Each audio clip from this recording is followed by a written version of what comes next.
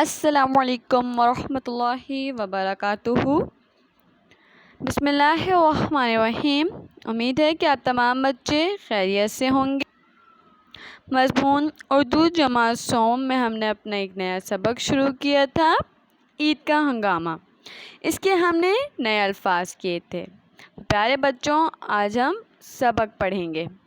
سبق پڑھنے سے پہلے ہم اس کے قبل از مطالعہ کی سرگرمی نمبر 1 کریں گے۔ سوال ہے ہمارے پاس، عید الاضحیٰ کے موقع پر محلے میں کیا نظر آتا ہے؟ جال بنائیں۔ آپ لوگوں نے عید الاضحیٰ کے موقع میں اپنے محلے میں جو چیزیں دیکھی، جو آپ کو نظر آیا، آپ کو ان چیزوں کا جال بنانا ہے۔ ایک جال بنا کے آپ کو اس کے اندر اس کے بارے میں لکھنا ہے کہ آپ نے عید الاضحیٰ کے موقع پہ اپنے محلے میں کیا کیا دیکھا۔ سبق عید کا ہنگامہ۔ محلے میں عجیب دھما چوکڑی مچی ہوئی تھی، یعنی کہ شورغل۔ ہر طرف سے ارے پکڑو، ارے دیکھو، ارے بچنا کا شور بلند تھا۔ شاہ زین ہوم ورک کرتے کرتے چونک گیا اور دوڑ کر کھڑکی کی جانب لپکا مانے بھاگا۔ پردہ کھسکا کر دیکھا، مگر باہر رش لگا ہوا تھا، کچھ سمجھ نہ آیا۔ اتنے میں شاہ زیب بھائی بھی سیڑھیاں پھلانگتے ہوئے دوڑ کر آئے اور بولے، چلو دیکھیں، باہر خوب تماشا ہو رہا ہے۔ پڑوس میں امجد چاچا کی گائے بھاگ گئی ہے۔ دونوں بھائی پرجوش انداز میں باہر بھاگے۔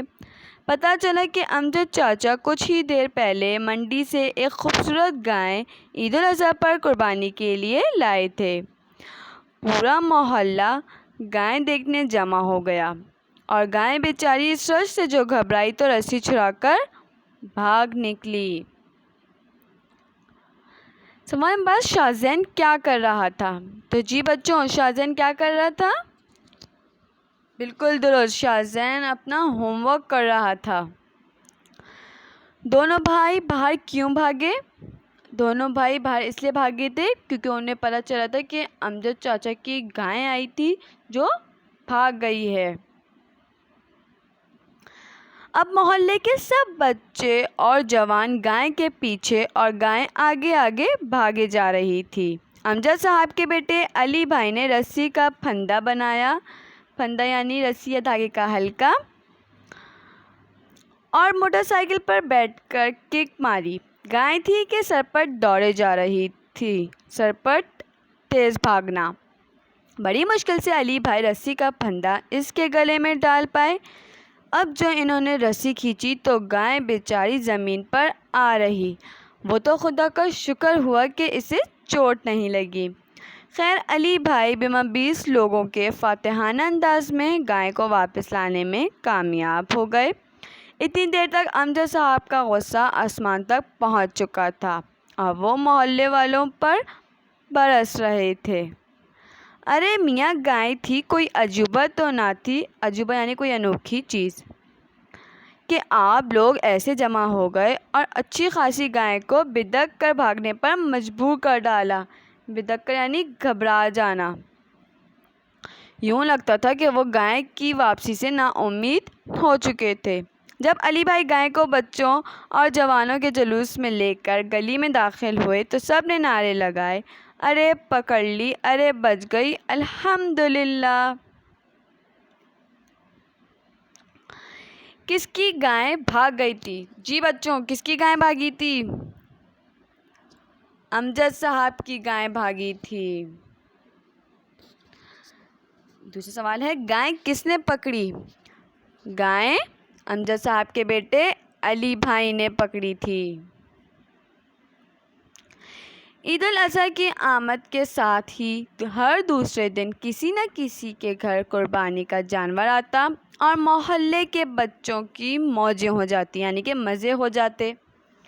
سب بھاگ دوڑ کر جانور کے پاس جا پہنچتے اور شور ہنگامہ بلند کر دیتے، اور تو اور کچھ بچے تو تالیاں بجانا شروع کر دیتے۔ اس پر بھی بچوں کا دل نہ بھرتا تو زور زور سے نعرے لگاتے۔ غرض یہ کہ ہر گلی میں قربانی کے جانور کے ساتھ طرح طرح کا تماشا لگا ہوا تھا۔ آج بھی یہی ہوا تھا۔ ادھر امجد صاحب کی گائے بھاگی اور ادھر بچوں اور جوانوں کی دوڑیں لگ گئیں۔ جس میں گائے پکڑنے والے کم اور شور ہنگامہ کر کے گائے کا پیچھا کرنے والے زیادہ تھے۔ ابھی گائے کے خیریت سے مل جانے پر شکر ہی ادا ہو رہا تھا کہ دوسری گلی میں گاڑی سے اترنے والے ایک بیل کے منظر نے سب بچوں کو اپنی طرف کھینچ لیا۔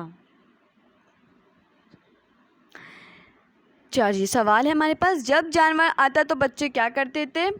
جب جانور آتا تھا تو بچے بھاگ کر جانور کے پاس جاتے تھے، وہاں جا کے شور ہنگامہ کرتے تھے، کچھ بچے تالیاں بجانا شروع کر دیتے تھے، اور جب بچوں کا اس سے بھی دل نہیں بھرتا تھا تو وہ زور زور سے نعرے لگاتے تھے۔